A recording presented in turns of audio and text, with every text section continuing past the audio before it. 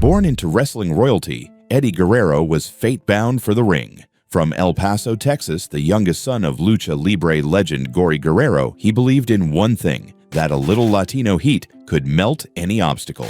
Eddie Latino Heat Guerrero, a name that ignited arenas. But the roar on the outside masked the struggle within. This is the story of a boy who fought his demons and won your heart. Eddie ran wild in his father's backyard ring by age 5. He followed his brothers and father into Mexico's lucha libre scene.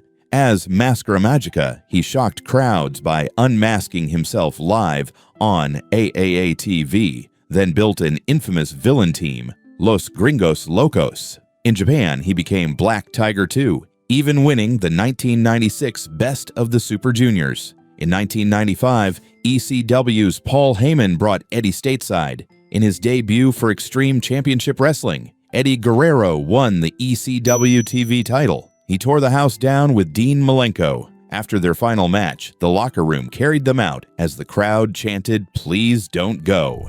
By mid-95, Eddie and pals Benoit, Malenko, and Saturn jumped to WCW. Here, Eddie found gold, defeating Diamond Dallas Page to win the United States Championship, and later a second cruiserweight title at Fall Brawl, 1997. He even led the Latino World Order stable. But despite the wins, WCW never put him on top. Eddie dreamed of more. In January 2000, he shocked the world by joining WWF's Radicals. On his debut Raw, he frog-splashed New Age Outlaws and broke his arm on the landing. It was the first of many outrageous moments. Latino Heat was born, sunglasses, slicked back hair, a 1957 Chevy car, and a motto that captured hearts. I lie, I cheat, I steal. He exploded as a character. He charmed China, resulting in the rubber match at King of the Ring 2000. Eddie pinning China to win his first Intercontinental Championship while vowing to protect his mamacita. Fans ate it up.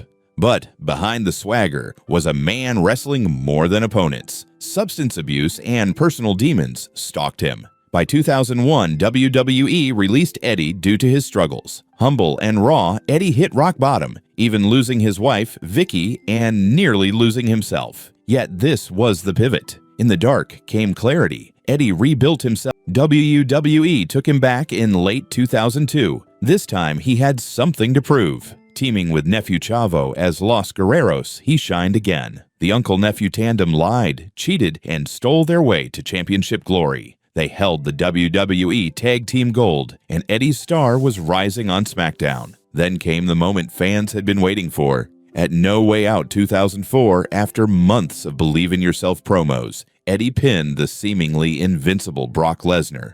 Winning the WWE Championship, the arena exploded. For one emotional night, the little man made it to the very top. At WrestleMania 20 in New York, Eddie and Chris Benoit closed the show. Two undersized heroes celebrating at the center of the wrestling world. On that stage, Eddie had proven it. No matter how many times you fall, you can always get up. The final act of Eddie's life was a masterpiece of passion. He headlined SmackDown with Rey Mysterio, turning friendship into one of wrestling's most heartbreaking rivalries. Cue Rey's later words, "Eddie and I had a banger that night. I loved Eddie so much."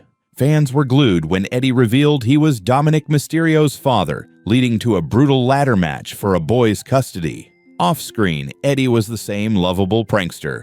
Tequila shots, pizza at ringside, teasing announcers. His grin was the heart of the locker room. Even in victory, he had a twinkle. "I did it for my kids," he proclaimed, flipping off everyone who doubted him. In Minneapolis, Eddie's life was cut tragically short by heart failure, a consequence of years of steroid and painkiller abuse. He was only 38. Yet Eddie's spirit endured. Tributes poured in from fans and wrestlers alike. His widow Vicky kept the flame of his memory alive, famously entering WrestleMania 26 with his signature Frogs.